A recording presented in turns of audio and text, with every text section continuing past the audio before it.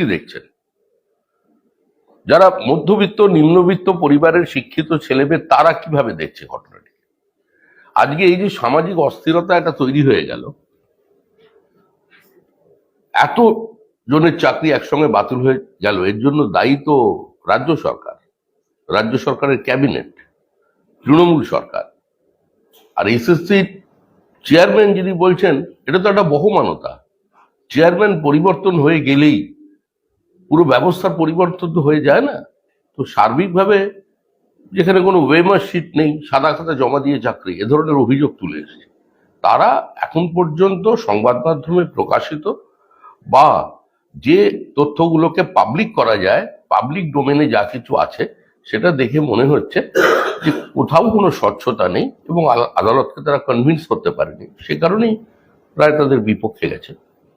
কুণাল ঘোষের তরফ থেকে গতকাল মুখ্যমন্ত্রী যে দাবি করেছিলেন, আরো এক ধাপ এগিয়ে কুণাল ঘোষ বলছেন যে বিজেপি এবং আদালতের একদম গটাপে এই ধরনের একটা রায় হয়েছে, এটা বিজেপির গটাপ ম্যাচ।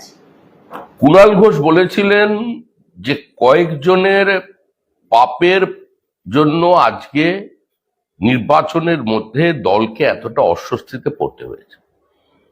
তিনি এখানেই বলে থেমে যাননি, তিনি বলছেন পার্থ চট্টোপাধ্যায়ের মতো গুটি কয়েক লোকের পাপের কারণে আজকে এই অবস্থা তৈরি হয়েছে। তাহলে কুণাল ঘোষের বক্তব্যে এটা প্রতিষ্ঠিত যে পাপ হয়েছে, চাকরি বিক্রি হয়েছে, বেনিয়ম হয়েছে, পুরো ব্যবস্থাটাকে ধ্বংস করা হয়েছে। এটা তো তৃণমূল কংগ্রেস অ্যাডমিট করেছে। আজ সিদ্ধার্থ মজুমদার বলছেন প্রেস কনফারেন্স থেকে যে আমরা আপাতত বুঝেছি নতুন নিয়োগ প্রক্রিয়া করতে হবে, যেখানে নতুনরা আবেদন করতে পারবেন, তবে রায়ের ব্যাখ্যা নিয়ে আমাদের ধোঁয়াশা আছে। সুপ্রিম কোর্টের কাছে এই রায়ের ব্যাখ্যা চাই। তো সুপ্রিম কোর্টের কাছে চান। আমাদের অবস্থান অত্যন্ত স্পষ্ট। তৃণমূল কংগ্রেস গোটা চাকরির ব্যবস্থাটাকে একটা খোলা বাজার বানিয়ে দিয়েছিল। তৃণমূল কংগ্রেসের কারণে কিছু প্রকৃত মেধা সম্পন্ন ছাত্রছাত্রী যারা নিয়োগ পেয়েছিলেন তারা আজকে বঞ্চিত হচ্ছেন।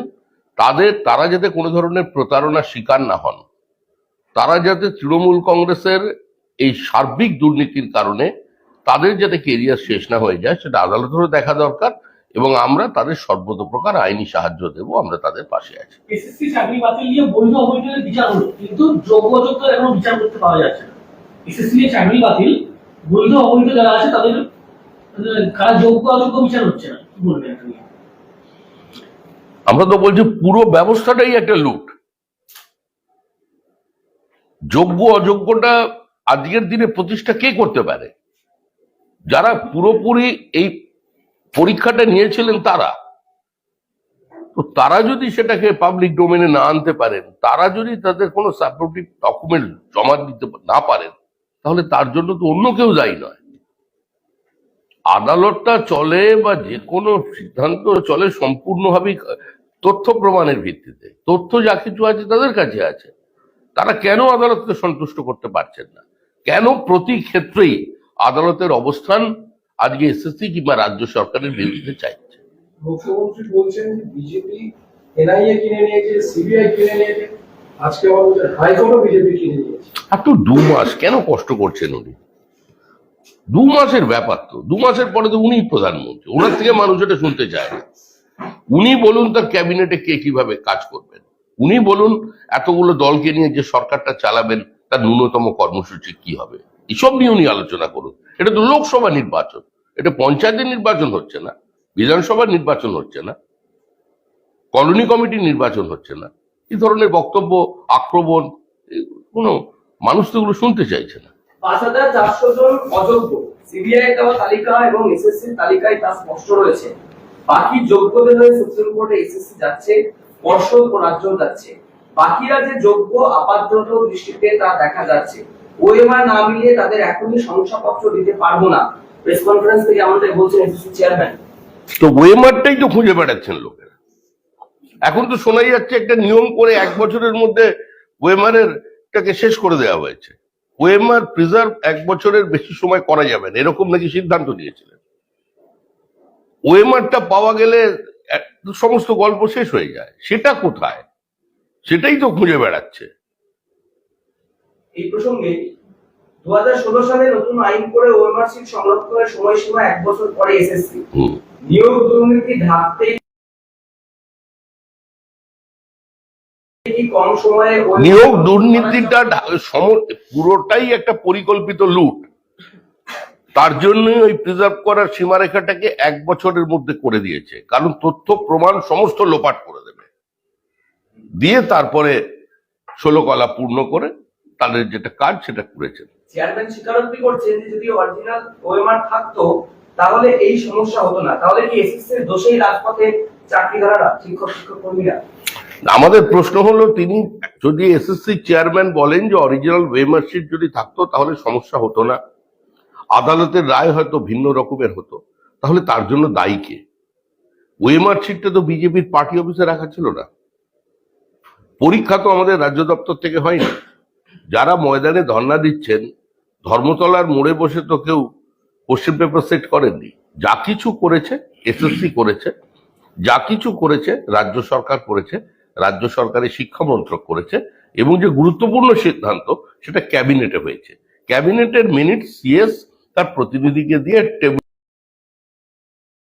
করিয়ে দিয়েছেন আদালতে। তাহলে এখানে অন্য কারোর তো কোনো ভূমিকা নেই। যা হয়েছে তার জন্য তৃণমূল দায়ী, তৃণমূল দায়ী এবং তৃণমূল দায়ী। কিন্তু ব্রাত্য বসু তিনি বলছেন যে সুপার নিউমারিক পোস্ট কেন তৈরি করা হয়েছিল আদালত একবারও এফিডেভিট করে আমাদের কাছে জানতে চাইনি। আমরা চেয়েছিলাম কোর্ট আমাদের দিশা দেখাক, কিন্তু সেটা না করে কেউ বা কারোর মুখ্যমন্ত্রীর উপরে পশ্চিমবঙ্গে কেউ আছেন দিশা দেখাবার? তিনিই তো আমাদের নেত্রী, তিনিই তো দিশা দেখাবেন ভবিষ্যতে গোটা ভারতকে। ভোটের পরে জোট বুঝে নেবেন তিনি। এখন থেকে তিনি সমস্ত কিছু করছেন, নতুন করে কোর্ট কি দিশা দেখাবে? কোর্ট তোকে তো বিজেপির দালাল বলছেন, বিচারপতিদের বাড়ি গিয়ে পোস্টার মারছেন, কোর্টরুমের মধ্যে বিচারপতিকে শারীরিকভাবে নিগৃহীত করা হয়েছে। Lower judiciary is under threat. বিভিন্ন জেলায় জেলায় যে কোর্ট তৃণমূলের কেউ ধরা পড়লে 100 জন ঢুকে যাচ্ছে ঘরের মধ্যে। এই তো কোর্টের অবস্থা। উনি ব্রাত্য বসু উনি একটা সুন্দর কথা বলেছেন যে কোর্টের থেকে উনি দিশা চান, তাহলে সেই কথাটাই উনি জান একবার। উনি রাজ্যের শিক্ষামন্ত্রী হিসেবে যে পরিস্থিতি তৈরি হয়েছে, যে অরাজক অবস্থা এখন সৃষ্টি হয়েছে, কিছু তরুণ তরুণী রাস্তায় বসে বলছেন যে আমরা গণ আত্মহত্যার পথ বেছে নেবো, এছাড়া আমাদের কোনো পথ খোলা নেই। শোনা যাচ্ছে বেশ কিছু ছাত্রছাত্রীর এমন অবস্থা যে তাদের বাড়ির লোকেরা তারা ঘর দরজা বন্ধ করতে দিচ্ছেন না, আত্মহত্যার ভয় পাচ্ছে। এই যে পরিস্থিতি তৈরি হলো, একজন সচেতন মানুষ হিসেবে, একজন সৃজনশীল নাট্যকার হিসেবে ব্যক্তি ব্রাত্যব্রত বসু এই কথাটা আদালতের কাছে গিয়ে বলুন যে এই সুপার নিউমেরিক পোস্ট যেটা তিনি তৈরি করেছিলেন এটার ক্ষেত্রে দিশাটা কি দিতে হবে, উনি এটা কোর্টকে আবেদন করুন। কিন্তু বিবৃতি দিয়ে কোনো লাভ নেই। এই অবস্থা থেকে বের করবার জন্য উনি কোনো মৌলিক অবস্থান নিতে পারেন দলের বাইরে গিয়ে? তিনি তো বৈঠক করেছিলেন কুণাল ঘোষকে সঙ্গে নিয়ে, তিনি একাধিকবার দেখা করেছেন। আর এই তো সবে তো শুরু, এখনো তো অনেক ডিপার্টমেন্ট খোলেনি। এই কুণাল ঘোষ আবার বলেছেন যে বিজেপি নেতারা আগাম ঘোষণা করে দিচ্ছেন এবং তারপরে কোর্ট বিভিন্ন রকম অর্ডার দিচ্ছেন, গোটা বিষয়টা সিবিআই এর তদন্তে আসা উচিত। বিজেপি নেতারা আপনারা আগাম ঘোষণা করছেন এবং তারপরে কোর্ট অর্ডার দিচ্ছে, গোটাটা সিবিআই তদন্ত। মানে কুণাল ঘোষ এখন সিবিআই তদন্ত চাইছেন? এটা কি তৃণমূল কংগ্রেসের স্ট্যান্ড না কুণাল ঘোষের স্ট্যান্ড? কুণাল ঘোষকে অভিনন্দন যে সিবিআই এর তদন্তের প্রতি তার আস্থা আছে, এবং সিবিআই যে এখন তদন্ত করছে এবং তদন্ত করে যে যে পদক্ষেপ নিয়েছে সেই প্রত্যেকটা পদক্ষেপকে যে কুণাল ঘোষও সমর্থন করছেন, এটা শুনে ভালো লাগলো। তাকে আরেকবার অভিনন্দন জানাচ্ছি দলের পক্ষ থেকে এবং কৃতজ্ঞতা স্বীকার করছি। আগামীকাল নির্বাচন বরঞ্চ সব বিভিন্ন জায়গায় তবে 26 হাজার চাকরি খেয়ে নিল, আমরা চাকরি দিচ্ছি ওরা কাটছে, বিজেপিকে কটাক্ষ। 26,000 চাকরি খেয়ে নিল, আমরা দিচ্ছি ওরা কাটছে। তো স্বাভাবিক, বিজেপি কটাক্ষ করবে না তো কাকে কটাক্ষ করবে? সমুদ্র থেকে হিমালয় পর্বত সব জায়গায় তো বিজেপিকে দেখছেন।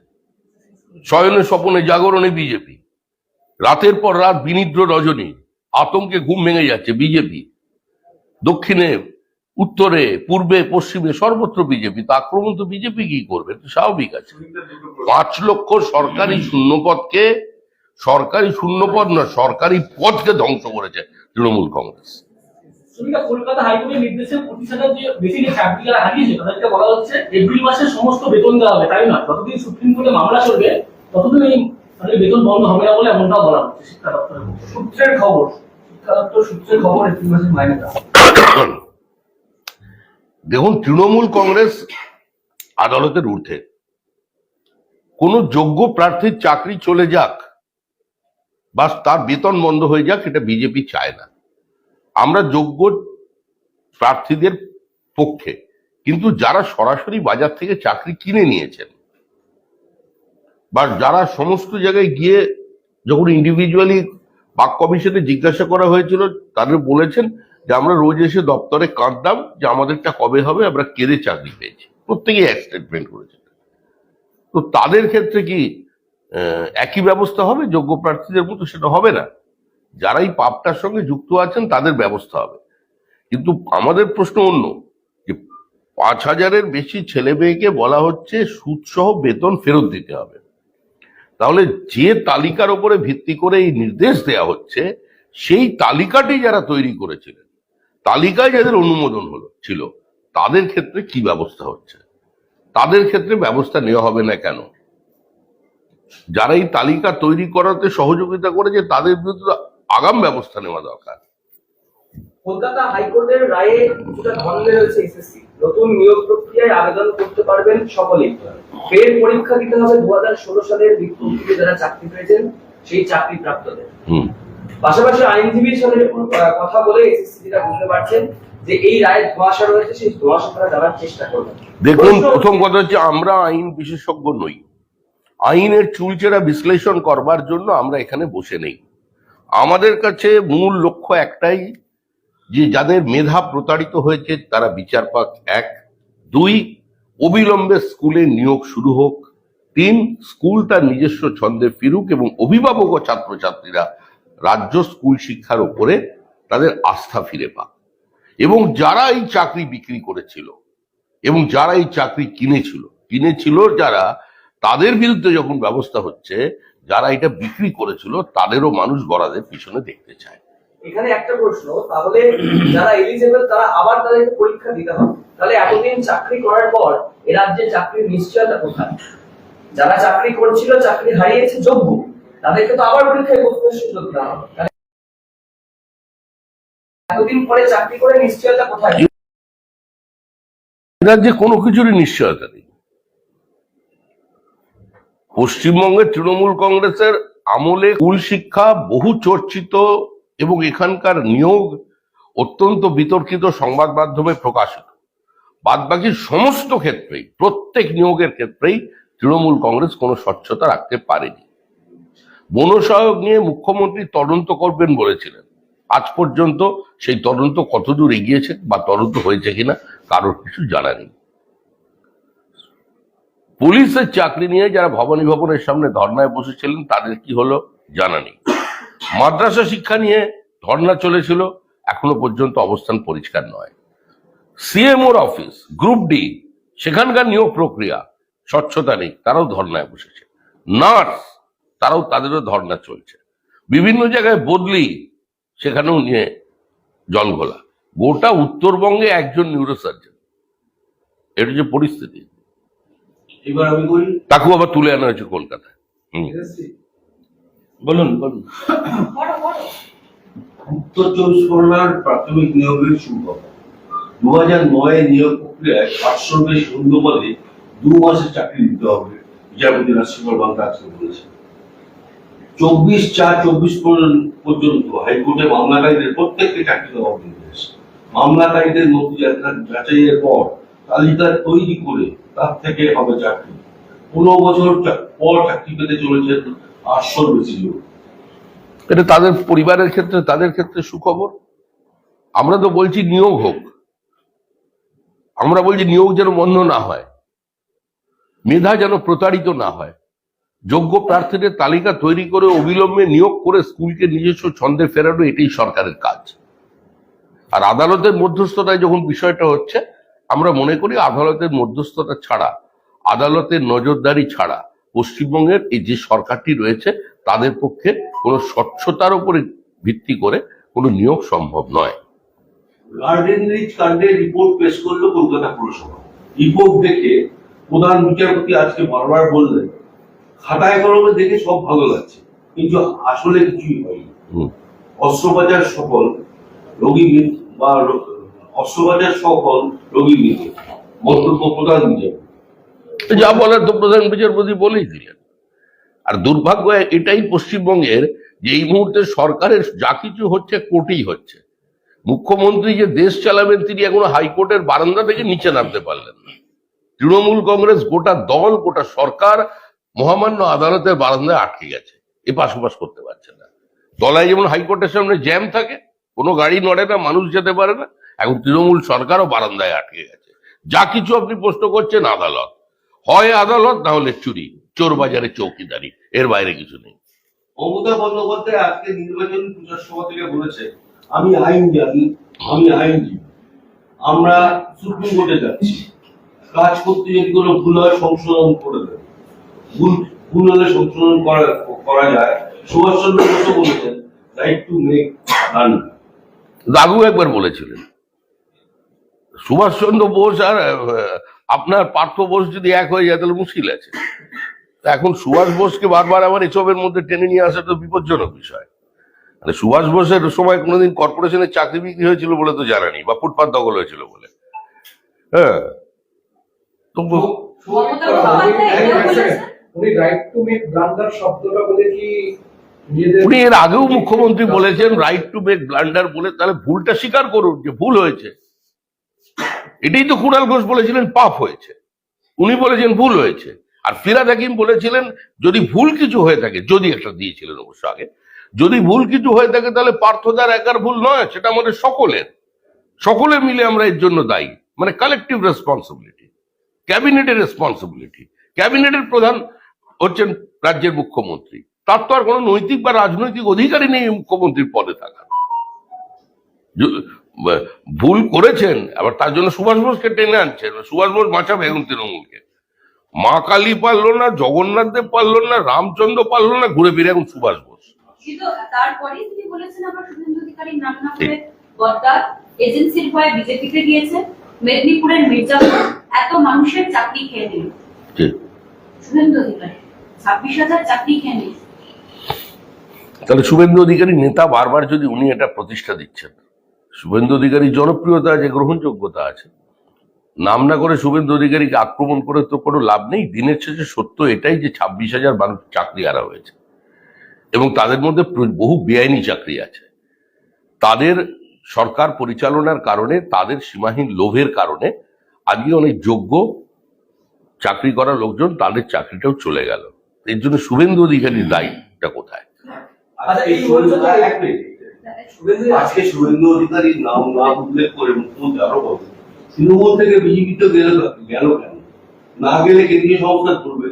সবচেয়ে বেশি গদ্দারি যে করেছিল সে, মেদিনীপুরে জন্ম নিয়েছে একটা বিজ্ঞাপন, বুকে হাত দিয়ে বলতে পারবেন তিনি টাকা নেননি, তিনি বলতে পারবেন কতজন হাত দিয়ে পেয়েছেন, তুমি আজ মহারাজ হয়ে গেছো।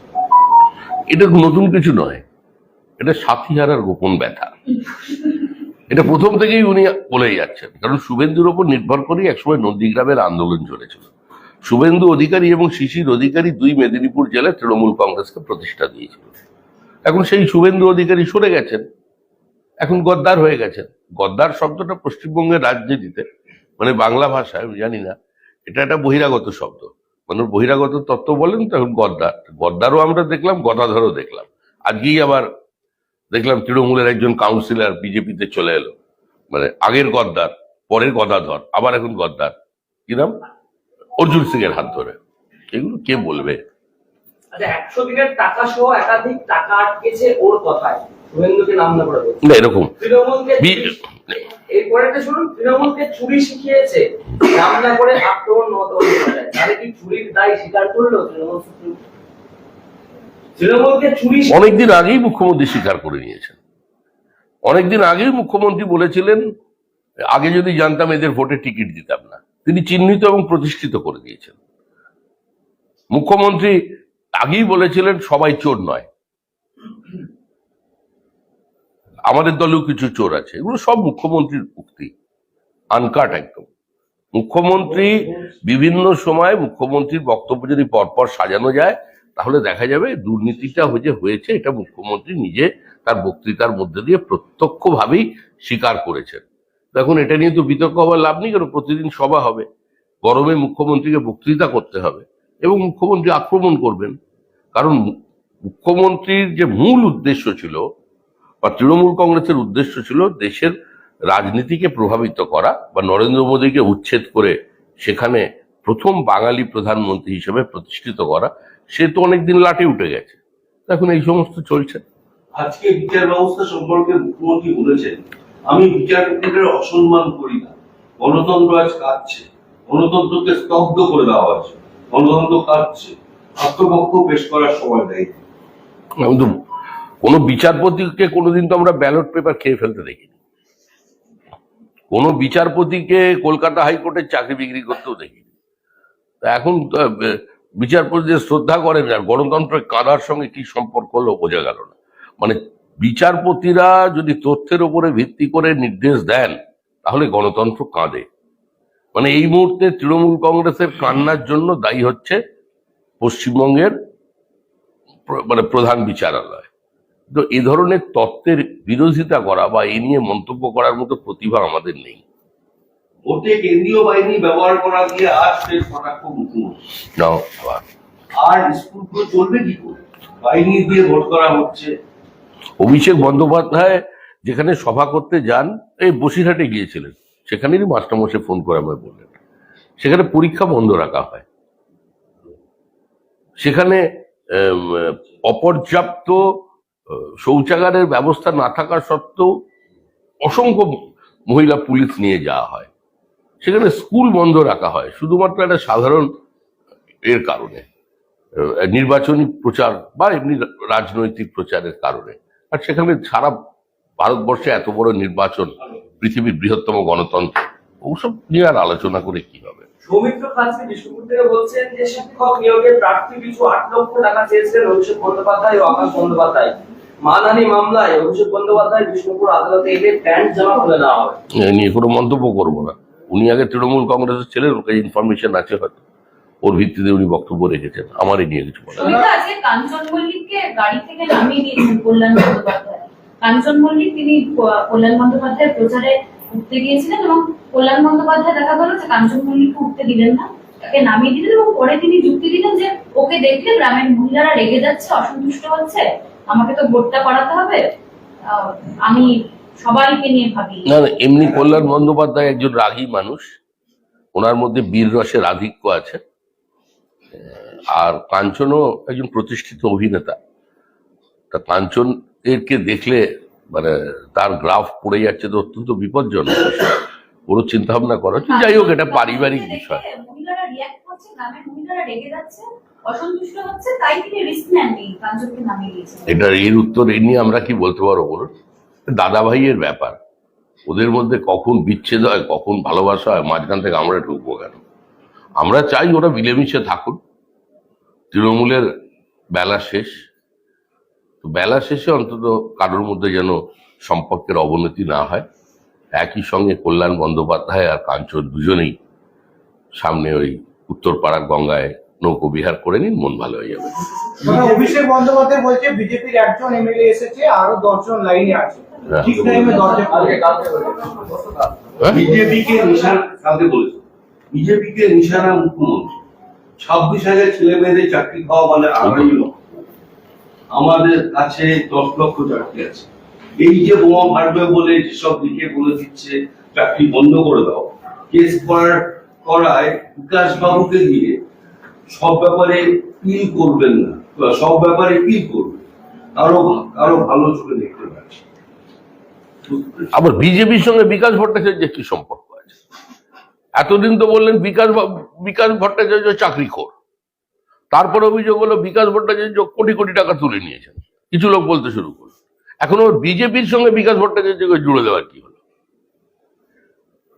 আমরা তো আমাদের অবস্থানে পরিষ্কার, বিকাশ ভট্টাচার্য আইনজীবী, তিনি তার মতো করছেন। এখন কে কার বিরুদ্ধে মামলা করবেন, কে পিল করবেন কি করবেন না, সেটাও মুখ্যমন্ত্রী ঠিক করে দেবেন। আসলে এ রাজ্যে কোনো গণতান্ত্রিক ব্যবস্থা এখন অবশিষ্ট নেই, কারণ রাজ্যের যিনি মুখ্যমন্ত্রী এবং তৃণমূল কংগ্রেস যারা শাসক দল, তারা কোনো বিরোধিতা, কোনো সমালোচনাকে গ্রহণ করবার মতো মানসিকতা তাদের নেই এবং তারা করবেন না। একটা প্রতিহিংসা, অসহিষ্ণুতার রাজনীতি চলেছে। হোম মিনিস্ট্রিতে আরটিআই করা হয়েছিল সিএ নিয়ে, কিন্তু এখনো তারা জানাচ্ছে কোন রকম অ্যাপ্লাই হয়নি সিএ এর জন্য। এটা মানে কি অবস্থা? যেরকম অবস্থা সেরকম সিএ হবে, যদি অ্যাপ্লাই না হয়। এখন ভোটে সবাই ব্যস্ত আছে, জেতা হারার ব্যাপার আছে, পরে গিয়ে কথা বলে দেওয়া হবে, আটকাবে না কিছু, হবেই। যে আটকাবে তাকেই আটকে দেবে সরকার। অ্যাপ্লাই হচ্ছে না এখনো পর্যন্ত, সারা দেশে কোথাও অ্যাপ্লাই হয়নি। সরকার খুব একটা গুরুত্ব দিচ্ছে না, সরকারও তো চাইছে না এই মুহূর্তে কোনো বিভ্রান্তি তৈরি হোক। অ্যাপ্লাই হচ্ছে না, ভোটটা চলে যাক, অ্যাপ্লাই করতে হবে প্রত্যেককে। স্কুলে নিজের বাচ্চাকে ভর্তি করার সময় ফর্ম ফিল আপ করতে হয় না? ব্যাংকে টাকা জমা দিতে গেলেও তো লিখে দিতে হয়, বাক্সর মধ্যে ফেলে রাখা যায় না, লিখতে হবে। এত বড় দেশ, এটা নাগরিকত্ব পেতে গেলে লিখতে হবে। বা হিন্দুরা যাতে নন হিয়ারিং হয় উদ্বাস্তুদের ক্ষেত্রে, সেটাও আমরা দেখছি, আলোচনার স্তরে আছে, তবে হবেই। যে এটার বিরোধিতা করবে সে আটকে যাবে, সে কোয়ারেন্টাইনে চলে যাবে, দরকার হলে গোটা সরকার কোয়ারেন্টাইনে চলে যাবে, কিন্তু সিএ হবেই। রোজভ্যালি মামলায় সিবিআই চার্জশিটে অভিযুক্ত হিসেবে নাম শ্রেয়া পান্ডের। এসব নিয়ে আমাদের কোনো বক্তব্য নেই। দাদা সূত্র হাইকোর্টের নির্দেশে তদন্তভার নেওয়ার পর সন্দেশখালীতে এক মহিলার অভিযোগের ভিত্তিতে প্রথম এফআইআর রুজু করলো। এটা কালকে বলে দিয়েছিল, বলেছেন? হ্যাঁ, না না না, কালকে আমি ফোনও দিয়েছি। সরি জমি দখল এবং নারী নির্যাতন সংক্রান্ত মামলার তদন্তে যে কাজ পুলিশের করার কথা ছিল আজকে সে কাজ সিবিআই কে করতে হচ্ছে। কারণ এই রাজ্যে শুধু মানুষ নয়, সাধারণ মানুষ নন বা বিরোধী রাজনৈতিক দলের সমর্থকরা নন, তৃণমূল কংগ্রেসের যারা সমর্থক আছেন, তৃণমূল কংগ্রেসের পরিবারেরও এই পুলিশ এবং সিআইডির ওপরে কোনো আস্থা নেই। তো সেই যে কাজটা আজকে পুলিশের করা উচিত ছিল, সে কাজটা সিবিআই কে করতে হচ্ছে, তাও আদালতের নির্দেশে। এটাই প্রমাণ করছে এ রাজ্যের আইনের শাসন কোথায় দাঁড়িয়ে আছে। এসএসসি মামলার রায়ে মুখ্যমন্ত্রীর মন্তব্যের বিরোধিতায় হাইকোর্টের দ্বারস্থ বিকাশ রঞ্জন ভট্টাচার্য হলফনামা দাখিলের নির্দেশ প্রদান করছেন। মুখ্যমন্ত্রীর বিরুদ্ধে না ঠিক আছে, বলো। হলফনামা দাখিলের নির্দেশ প্রদান বিচারপতি বিকাশ রঞ্জন ভট্টাচার্য মুখ্যমন্ত্রীর বিরুদ্ধে আদালত অবমাননার অভিযোগ। মামলাকারী আইনজীবীদের সমস্ত তথ্য আদালতের কাছে পেশ করার নির্দেশ। নথি খতিয়ে দেখে প্রশাসনিক স্তরে না, এটা তো দুটো আলাদা হয়ে গেল। বিকাশ রঞ্জন ভট্টাচার্য মমতা বন্দ্যোপাধ্যায়ের বিরুদ্ধে মামলা করছেন। আরে এইগুলো, এই ভোটের মধ্যে এত গরম, তারপরে প্রবল একটা তাপপ্রবাহ চলছে, এর মধ্যে আরো কেন বিকাশবাবু উত্তেজনা বাড়াচ্ছেন? যখন সীতারাম ইয়েচুরি আর আপনার ডেরেক ওব্রায়ন একসঙ্গে পথ দিয়ে হাঁটছেন বিজেপির প্রতিহিংসার রাজনীতির বিরুদ্ধে, ওখানেই সেটেল করে নিন না। একে তো অনেক মামলা বিকাশবাবু জানেন। দিল্লিতে যখন আপনারা একসঙ্গে বসছেন, ওখানে আলোচনা ঠিকঠাক করে মিউচুয়াল কোঅর্ডিনেশনের মধ্যে ওরা একটা জোটবদ্ধভাবে নামুন এখানে নরেন্দ্র মোদীর বিরুদ্ধে, তাহলে এটা কালারফুল হবে। নির্বাচনে তো কোনো টেম্পোই নেই। অভিষেক আজও বিচার ব্যবস্থাকে আক্রমণ করে অনেক কথা বলেছেন। এই এসএসসি তাহলে বিচার ব্যবস্থা কি এসে গেল? তাহলে কার কি এসে গেল? আমি যদি এখন শ্রমিক ভট্টাচার্য মুখ্যমন্ত্রী মমতা বন্দ্যোপাধ্যায়কে চ্যালেঞ্জ দিই, কি এসে যাবে না? উনি প্রধানমন্ত্রীকে চ্যালেঞ্জ দিচ্ছেন, উনি বিচার ব্যবস্থাকে চ্যালেঞ্জ করছেন, উনি কাকে বাকি রেখেছেন চ্যালেঞ্জ করতে? এখন মঙ্গল গ্রহে যদি প্রাণের সন্ধান পাওয়া যায়, কোনো ওই অ্যালিয়েন কোনো কারো সন্ধান পাওয়া যায়, ওকেও চ্যালেঞ্জ করে দেবে। ঘুমের মধ্যে মাইক টাইসনকে যদি আপনি মনে করেন আমি ঘুষি মেরে শুয়ে দিয়েছি, একটা পাঞ্চে শুয়ে গেছে, আপনার তো কোনো আপত্তি কিছু নেই। সেই রকম ব্যাপার, এসব নিয়ে মানুষের কোনো আগ্রহ নেই। সূত্র মারফত খবর আসছে, আবার সূত্র ফোন করে চাকরি প্রার্থীদের সমস্ত তথ্য লোপাটের নির্দেশ দিয়েছিলেন কালীঘাটের কাকু। কে? কালীঘাটের এই কাকু নেই। আমরা জেঠুকে নিয়ে চিন্তিত। কাকু অনেক দিন ছিল, কাকুর অনেক নাটক দেখেছে, কাকুর কণ্ঠস্বর মিলে গেছে, কাকুর কথা মানুষ শুনেছে, মানুষ জেঠুকে চাইছে, কাকুকে নয়। শ্রমিকরা বলছে আগামীকাল নির্বাচন, দ্বিতীয় হুম এখন অব্দি আপনাদের কাছে কি খবর? আগামীকাল শান্তিপূর্ণ নির্বাচন হবে কিনা? আর এখন অব্দি কোনো হিংসার খবর আছে কি? ফরেন্সিক অবশ্যটা বন্ধ করেছে। কোথায়? দেখুন, বাংলার রাজনীতি তো কোনো নিরামিষ হয় না। ছুটকো ছাটকা দু একটা বোমা বিক্ষিপ্ত হবে পরে, মানে যেটা অনিলবাবু বলতেন বা আপনার সাংবাদিকরা বলতেন। তো পরাজিতের আর্তনাদ, বিক্ষিপ্ত বোমাবাজি, এগুলো পশ্চিমবঙ্গের রাজনীতির শব্দ। তবে মানুষ এবং মহিলারা প্রতিরোধ করছেন। যে কোনো হামলাকারীদের বিরুদ্ধে যারা মানুষের ভোট কাটতে আসছেন, মহিলারা গণপ্রতিরোধ গড়ে তুলছেন, এটা একটা শুভ লক্ষণ। আর ফলাফল কি প্রত্যেকের জানা। এই নির্বাচনে একজনই প্রাসঙ্গিক, তিনি হচ্ছেন নরেন্দ্র মোদী। মুর্শিদাবাদ জেলার মোনাইকান্দাতে বুথের 50 মিটার দূরে বোমা বিস্ফোরণ, হাত তুলে গেছে এক তৃণমূল কর্মী। ভোটের আগেই বোমাবাজি শুরু মুর্শিদাবাদের মোনাইকান্দা গ্রামে বুথের 50 মিটারের মধ্যে বোমা বিস্ফোরণ, হাত তুলে গেছে তৃণমূল কর্মী। তার জন্য সমবেদনা থাকলো। তার হাত যাতে শল্য চিকিৎসকরা ভালো করতে পারেন, ঈশ্বরের কাছে সেই প্রার্থনা করছি। কারণ এদের সবাই তৃণমূল উস্কে দিয়েছে বুথ দখলের জন্য। বুথের লিড নেওয়া একমাত্র জীবনের কাজ, সেটাই তৃণমূল প্রতিষ্ঠা করেছে।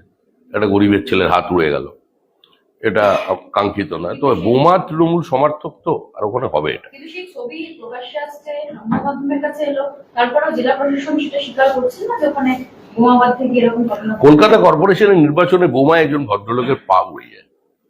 আমাদের যিনি এখানে মানে রক্ত পিচাস যিনি ছিলেন, রাজ্য নির্বাচন কমিশন, তার সাংবাদিক সম্মেলনে তিনি বলেন যে চকলেট বোমার মতো কোনো কিছু একটা ফেটেছিল, কিন্তু মধ্য কলকাতায় দেখা গেল একজনের পা উড়ে গেল বোমায়। তো এই ধরনের সংবাদ আমরা জানি, এটা প্রশাসন এটাই বলবে। এখন হবে আগামীকাল নির্বাচন। হ্যাঁ, আগামীকাল নির্বাচন কেমন হবে? আগামীকালের নির্বাচন অম্ল মধুর, দুষ্টু মিষ্টিও বলতে পারেন। যেখানে যেরকম ঠিক সেখানে সেরকম। তবে তৃণমূলের পরাজয় নিশ্চিত। উত্তরবঙ্গে তৃণমূল এই নির্বাচনে গতবারের ফলের পুনরাবৃত্তি করবে। হিন্দিতে